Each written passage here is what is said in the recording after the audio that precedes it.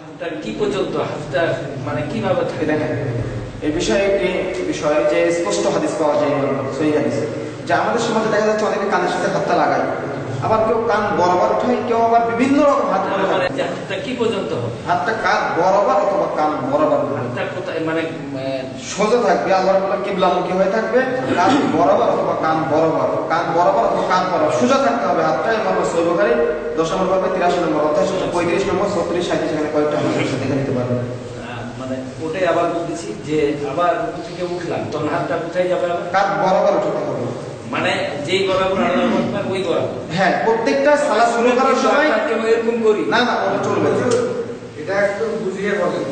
আমি এই বিষয়ে বিস্তারিত বলছি। দেখুন আমাদের সমাজে দেখা যায় যে কানের সাথে হাতটা লাগায়, কেউ এরকম করে, কেউ বিভিন্ন রকম করে, কিন্তু আসলে রাসূল মুহাম্মদ সাল্লাল্লাহু আলাইহি সাল্লামের বলছি রাসূল মুহাম্মদ সাল্লাল্লাহু আলাইহি সাল্লামের সুন্নাহ অনুযায়ী এটা প্রমাণ পাওয়া যায়। খুলে দেখুন সহিহ বুখারী পর্ব 10 অধ্যায় 83 হাদিস নম্বর 635 সহিহ হাদিস সহিহ সনদে বর্ণিত হয়েছে যে হাদাসনা আব্দুল্লাহ ইবনে মাসলামা আন মালিক ইবনে শিহাব আন সালিম ইবনে আব্দুল্লাহ আন আবিহি আন রাসূলুল্লাহ সাল্লাল্লাহু আলাইহি ওয়াসাল্লাম কানা ইয়ারফাউ ইয়াদাইহি হাযওয়া মানকিবাইহি ইযা ফাতাহা as-সালাত ওয়া ইযা কাব্বারা লিরুকুই ওয়া ইযা রাফা'a রা'সাহু লিরুকুই ওয়া ইযা রাকা'a তাইয়া রাফা'a ইয়াদাইহি।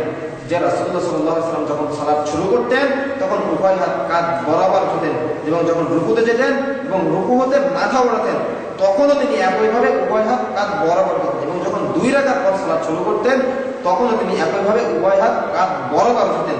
এবং সহিহ মুহাম্মদ সাল্লাল্লাহু আলাইহি ওয়াসাল্লাম জানাচ্ছেন যে উভয় হাত কিবলামুখী হয়ে কাঁধ বরাবর অথবা কান বরাবর উঠবে। এবং সহিহ বুখারী পর্ব 10 অধ্যায় 83 হাদিস নম্বর 635, সহিহ বুখারী পর্ব 10 অধ্যায় 84 হাদিস নম্বর 736, সহিহ বুখারী পর্ব 10 অধ্যায় 83 হাদিস নম্বর 737, সহিহ বুখারী পর্ব 10 অধ্যায় 85 হাদিস নম্বর 736, সহিহ মুসলিমের 735, 36, 38 এই কয়েকটা হাদিস আপনারা দেখলে সেখানে বিস্তারিত দেখতে পাবেন।